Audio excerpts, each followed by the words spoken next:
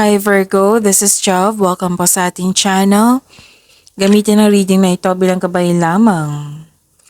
Kung naka-resonate kayo, comment down. Kung hindi kayo naka-resonate, ibigay niyo po sa iba kasi general reading po ito.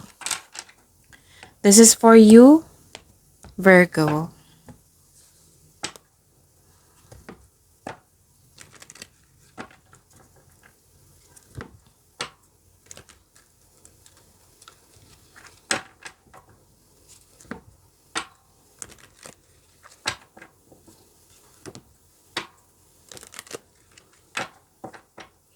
Para po ito sa iyo, Virgo.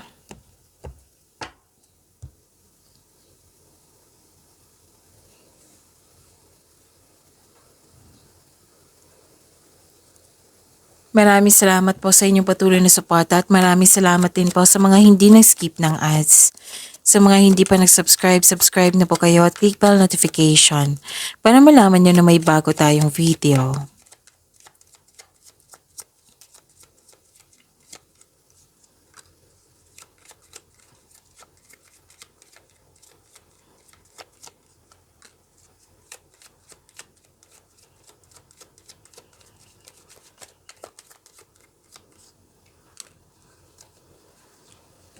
Mas lumawak yung ambisyon niyo sa buhay. Nakikita ko dito na may selos inggit. Oo, ingat na lang po. Kung gusto niyo malaman kung sino yan, then ask your intuition. May temptation, may nagsinungaling, may tuto sa iyo or may taong hindi ka gusto or di kaya tungkol to sa third party concern. Remember, this is general reading. So, kunin nyo lang kung ano yung naka-resonate kayo at ibigay nyo sa iba kung hindi po. At saka, nakita ko rin dito na may mapanilang na tao. So, ask your intuition para siguradong sigurado. At, wow, ang ganda nito. Love is blooming. Dalawang card na po nagsabi dito na love is blooming. You have abundance. May nagbigay ng recognition, compliment. Nakatanggap kayo ng tulong or regalo. And you're very happy. Self-love, andito po. And nagkaroon na po ng affection, romance, o pwedeng may ligawan na nangyari. Pwedeng may nagkasundo or pwede din na nagkabalikan. This is about your energy, Virgo.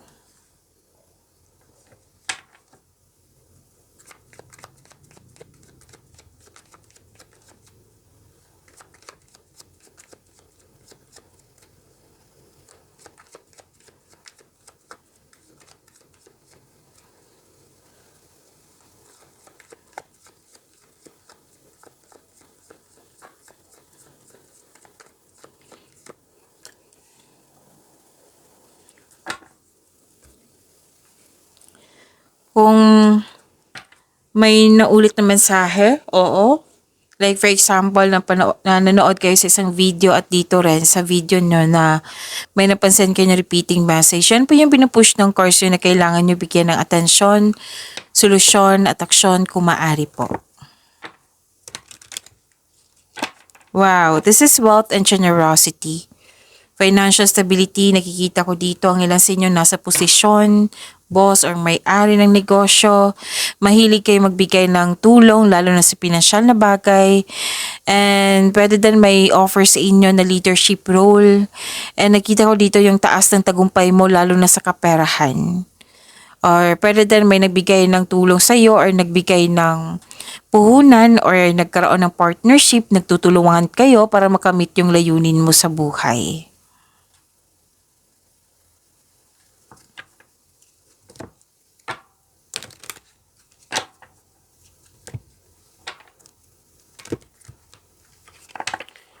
Success and enjoyment. A time of enjoyment and you're feeling safe. Naging wise ka sa pag-handle ng iyong finances. Hindi ka rin madamot. Masaya ka makatulong sa kapwa mo. Nagpaplano ka ng magbakasyon. So deserve mo ito dahil naging masipag ka sa iyong buhay karera. Sabi ng card niyo po. Nakikita ko yung promotion po dito. Pwede din na pagtaas ng kita, sweldo, allowance, pagtaas sa posisyon. Pwede din marami kang orders or customer ngayon. Sabi ng card dito, this is your lucky day. Lahat ng tinanim mo nagbo-bloom. So you're focused on what brings you the most peace.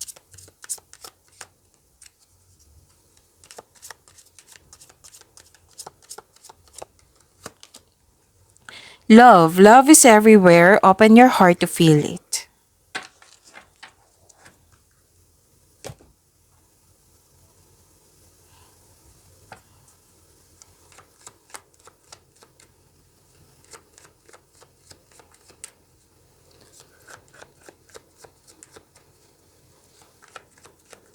Career and money po ni Virgo.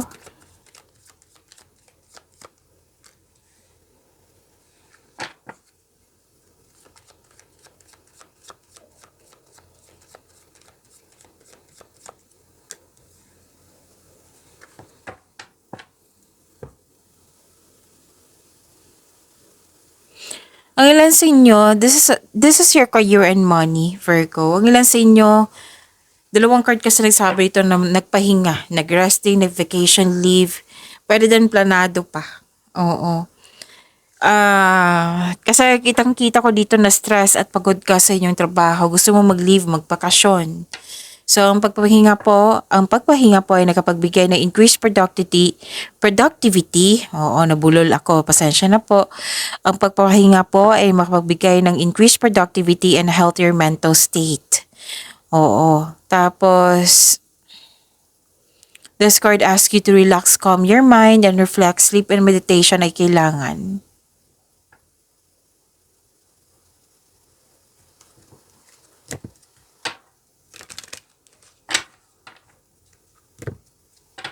You have a confidence and persistence in your career. You are eager to achieve a successful outcome sa work or negosyo mo. So, ang advice ng card dito, huwag kayong mag-give up. Don't doubt your strength. Okay? So, this is overcoming of obstacles. Na-overcome mo na yung struggles or challenges mo ngayon. You are very confident. You have inner power, resilience.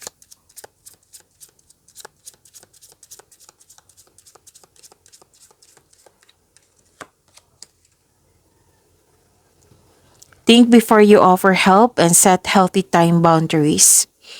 Baka say yan ng yes. Nakita ko kasi dito na baka say yan, parati kayo yes dyan na kailangan ng limitation kasi mapapagod ka rin. So, next time, huwag kayo mag-say yes kung hindi naman akma sa inyong schedule. So, learn to say no then if you are, nakaramdam na ng pagod. So, kailangan ng pahinga po. Make sure your goals align with your own desires, not others. Pwede din na yung gusto niya, masunod yung gusto niya, na dapat ikaw makapag-decide para sa iyong sarili. Ganun. So, dapat mas unahin mo yung tiwala sa sarili mo kaysa yung ini-entertain mo yung mga command ng ibang tao. Yung huwag mong hayaan na may mangingialam sa iyo. Kasi, syempre, each of us may sariling desisyon, di ba?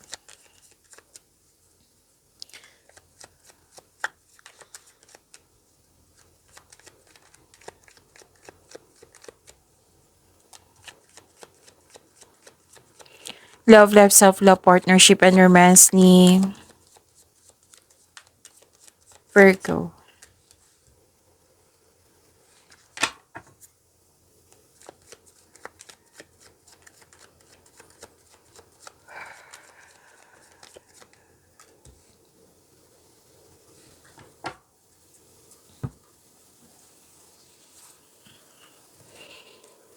Sa love life niyo po, self-love, partnership, and romance. Nakikita ko dito na nagkaroon po ng fast action. May maliligaw kayo para sa mga single na very charming at very passionate. Very active kang suyuin. So, may bagong relasyon ako nakikita dito. So, wag po daw kayo magmadali. Kasi you are moving extremely fast. So, pero try nyo munang mag-enjoy sa moment nyo ngayon without getting too carried away. One step at a time. Ang ilan sa inyo makakatagpo ng bagong tao while traveling.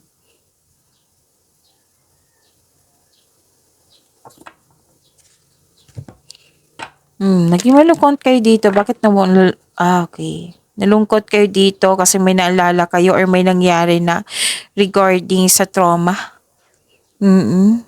So, kailangan mo itong i-process. Whether single ka man, may relasyon sa buhay mag-asawa.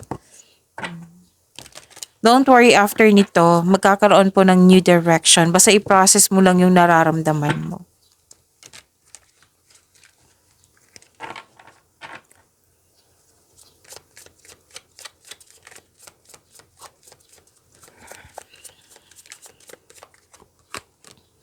Boundaries. Love may challenge your boundaries, protect them. Pag-imani niyo po yung blessings na binigay sa inyo. Virgo, see you tomorrow. Maraming salamat po.